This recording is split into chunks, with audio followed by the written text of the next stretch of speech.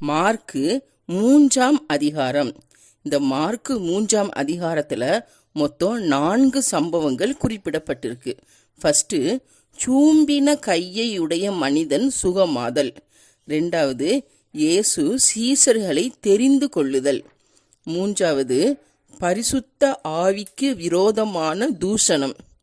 4வது, இயேசுவின் தாயும் சகோதரர்களும். இப்படி 4 சம்பவங்கள் மார்க்கு 3ஆம் அதிகாரத்தில் உள்ளன.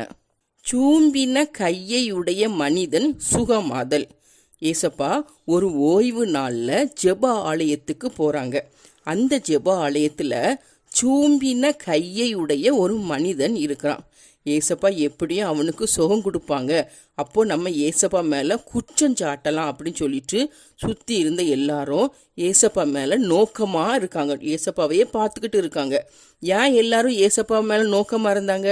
ஏசப்பா கிட்ட குறை கண்டுபிடிக்கலாம், குற்றம் கண்டுபிடிக்கலாம்னு சொல்லி நோக்கமாக இருக்காங்க.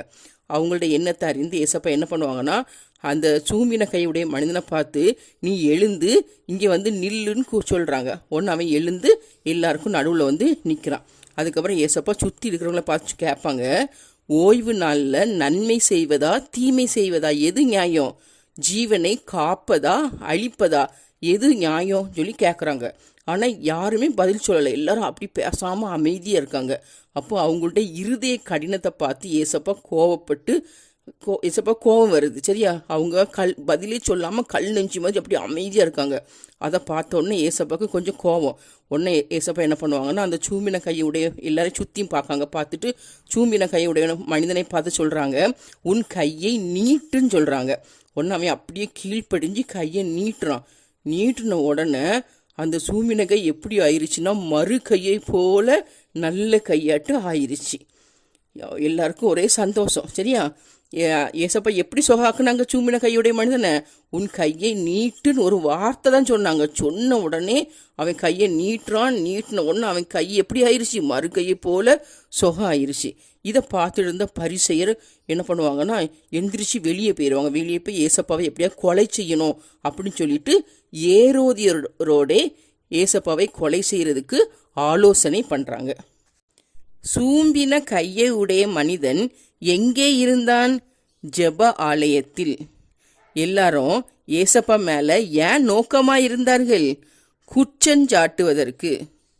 இயேசு சூம்பின கையை உடையவனை பார்த்து என்ன கூறினார்? உன் கையை நீட்டு. அவன் தன் கையை நீட்டின உடனே என்ன நடந்துச்சு?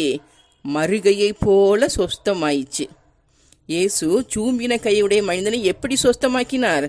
உன் கையை நீட்டு என்று சொல்லி தமது வார்த்தையால் சொஸ்தமாக்கினார். இயேசுவை கொலை செய்யும்படி ஆலோசனை பண்ணினது யாரு? பரிசேயர். பரிசேயர் யாரோடு கூட சேர்ந்து ஆலோசனை பண்ணினாங்க? ஏரோதியர்.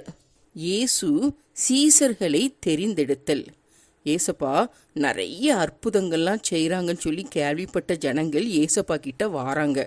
நிறைய நோயாளிகள்லாம் என்ன பண்ணுறாங்கன்னா, ஏசப்பாவை எப்படியாவது தொற்றுணும் அப்படின்னு சொல்லி ஏசப்பாவை நெருக்குறாங்க. அப்படி ஜனங்கள் தன்னை நெருக்காதபடிக்கு ஏசப்பா தம்முடைய சீசர்கள்ட்ட சொல்கிறாங்க, எனக்கு ஒரு படகை ஆயத்தம் பண்ணுங்க அப்படின்னு சொல்லி சொல்கிறாங்க. ஏசப்பாவை பார்த்த அசுத்தாவிகள்லாம் என்ன பண்ணுச்சுன்னா, ஏசப்பாவுக்கு முன்பாக அப்படியே விழுந்து, நீர் தேவனுடைய குமாரன் சொல்லி சத்தம் போட்டுச்சு. அப்போ ஏசப்பா அந்த அசுத்தாவிகள்கிட்ட சொல்லுவாங்க, நீங்கள் என்னை பற்றி யார்ட்டையும் சொல்லக்கூடாது அப்படின்னு சொல்லி கண்டிப்பாக கட்டளையிடுறாங்க. கட்டளையிட்டு என்ன பண்ணுறாங்கன்னா, ஒரு மலைக்கு போகிறாங்க. அந்த மலையில் தமக்கு சித்தமானவங்களை எல்லாம் ஏசப்பா வரவழைக்காங்க, தம்மிடத்தில் வரவழைக்காங்க. ஏசப்பாவுக்கு சித்தமானவங்களை எல்லாம் அந்த மலைக்கு வர சொல்கிறாங்க. அப்படி எல்லாரும் ஏசப்பா கிட்ட வந்திருக்கிறாங்க. ஏசப்பா அவங்களிருந்து மொத்தம் 12 பேரை தமக்கு சீசராட்டு தெரிந்தெடுக்காங்க. ஏன் சீசராக தேர்ந்தெடுத்தாங்க அப்படின்னா, அந்த 12 பேரும் தம்மோடு இருக்கிறதுக்காகவும் பிரசங்கம் பண்ணவும் வியாதிகளை எல்லாம் குணமாக்கி பிசாசுகளை துரத்துறதுக்காண்டியும் அந்த 12 சீசர்களை ஏசப்பா தேர்ந்தெடுத்தாங்க. அந்த 12 சீசர்களில் ஒருத்தன் தான் ஏசப்பாவை காட்டி கொடுத்தது. சரியா? அது யாருன்னா யூதாஸ் காரியோத்து. ஏசப்பாவுடைய 12 சீசர்களுடைய பெயர்கள்: பேதுரு, அந்திரேயா, யாக்கோபு, யோவான், பிலிப்பு, பர்த்திலேமேயு, மத்தேயு, ததேயு, தோமா.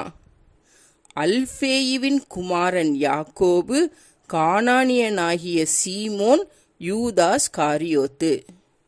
ஏசப்பா யாக்கோபு யோவானுக்கு ஒரு பேர் வச்சாங்க. என்ன பேருனா பொவனெர்கேஸ் அப்படின்னு சொல்லி ஒரு பேர் வைக்காங்க. பொவனெர்கேஸ்னா என்ன அர்த்தம்னா இடி முழக்க மக்கள்னு சொல்லி அர்த்தம். அப்போ பொவனெர்கேஸ்னா யாரு? யாக்கோபு யோவான். பொவனெர்கேஸ் என்றால் என்ன? இடி முழக்க மக்கள். ஏசப்பா யாருக்கு பொவனெர்கேஸ் என்று பெயர் வச்சாங்க? யாக்கோபு யோவானுக்கு. யார் இடி முழக்க மக்கள்? யாக்கோபு யோவான். இயேசுவை தொட வேண்டும் என்று அவரை நெருங்கி வந்தவர்கள் யார்? நோயாளிகள். நீர் தேவனுடைய குமாரன் என்று சத்தமிட்டது யார்? அசுத்த ஆவிகள். ஏசப்பாக்கு எத்தனை சீசர்கள் இருந்தார்கள்? 12. இயேசு தமது 12 சீசர்களையும் எங்கே வைத்து தெரிந்து கொண்டார்? ஒரு மலையின் மேல். பொவனெர்கேஸ் என்றால் என்ன? இடி முழக்க மக்கள். இடி முழக்கல் மக்கள் என்று இயேசு யாருக்கு பெயரிட்டார்? யாக்கோபு யோவானுக்கு. இயேசுவை காட்டி கொடுத்த சீசன் யார்? யூதாஸ் காரியோத். பரிசுத்த ஆவிக்கு விரோதமான தூசணம். ஏசப்பா 12 சீசர்களையும் தேர்ந்தெடுத்த பிறகு வீட்டுக்கு வராங்க. வீட்டுக்கு வந்ததும் ஏசப்பாவால் சாப்பிட்றதுக்கு கூட நேரம் கிடைக்கல. அந்த அளவுக்கு ஜனங்கள் திரும்பவும் கூடி வந்துட்டாங்க. ஏசப்பா கிட்ட இருந்து அற்புதம் பெறதுக்காண்டி கூடி வந்துட்டாங்க. இதை பார்த்துட்டு இருந்த ஏசப்பாவுடைய இனத்தார் ஏசப்பா பற்றி சொல்கிறாங்க, இவர் மதி மயங்கி இருக்கிறான்னு சொல்லி சொல்கிறாங்க. எருசலேமிலிருந்து வந்த வேதபாரகர் ஏசப்பா பற்றி சொல்கிறாங்க, இவன் பெயல்செபூலை கொண்டிருக்கிறான், பிசாசுகளின் தலைவனால தான் பிசாசுகளை துரத்துறான் அப்படின்னு சொல்லி சொல்கிறாங்க. பெயல்செபூல்னா பிசாசுகளின் தலைவன் சொல்லி அர்த்தம். சரியா? அப்படி சொல்கிறாங்க. சொன்ன உடனே ஏசப்பா அவங்கள கூப்பிட்டு வச்சு அவங்கள்ட்ட பதில் சொல்கிறாங்க. என்ன சொல்கிறாங்கன்னா, சாத்தானே எப்படி துரத்த முடியும்? ஒரு ராஜ்யம் தனக்குத்தானே விரோதமாக இருந்தால் அந்த ராஜ்யம் நிலை நிற்க மாட்டாது. சாத்தான் தனக்குத்தானே விரோதமாக இருந்தால் அவன் நிலை நிற்க மாட்டான், அழிந்து போவான் அப்படின்னு சொல்லிட்டு சொல்கிறாங்க. ஒருவன் எந்த தூஷணம் சொன்னாலும் அது அவனுக்கு மன்னிக்கப்படும். ஆனால் பரிசுத்த ஆவிக்கு விரோதமாக சொல்லப்படும் தூஷணம் அவனுக்கு ஒரு நாளும் மன்னிக்கப்படவே படாது. அவன் நித்திய ஆக்கினைக்குள்ளாய் இருப்பான்னு சொல்லி சொல்கிறாங்க. ஏசப்பா ஏன் அப்படி சொன்னாங்கன்னா, ஏசப்பா பற்றி இவன் அசுத்த ஆவியை கொண்டிருக்கிறான்னு சொல்லி அந்த வேதபாரகர் சொன்னாங்களா, அதனால ஏசப்பா அவங்களுக்கு அப்படி பதில் சொல்கிறாங்க. சரியா? ஏசப்பாவை பற்றி மதி மயங்கி இருக்கிறான்னு சொன்னது யாரு? இயேசுவின் இனத்தார். இவன் பெயல்செபூலை கொண்டிருக்கிறான் அப்படி சொன்னது யாரு? எருசலேமிலிருந்து வந்த வேதபாரகர். பெயல்செபூல் என்றால் என்ன? பிசாசுகளின் தலைவன். யார் நித்திய ஆக்கினைக்குள்ளாய் இருப்பான்? பரிசுத்த ஆவிக்கு விரோதமாக தூஷணம் சொல்லுகிறவன். இயேசுவின் தாயும் சகோதரரும். ஏசப்பா ஜனங்களோட பேசிக்கிட்டு இருக்காங்க. அப்போ ஏசப்பாவை கூட்டிகிட்டு போகிறதுக்காண்டி ஏசப்பாவுடைய தாயும் சகோதரர்களும் வராங்க. அவங்க என்ன பண்ணுவாங்கன்னா ஆள் அனுப்புகிறாங்க. ஏசப்பா கூட்டிகிட்டு வர்றதுக்கு ஆள் அனுப்புகிறாங்க.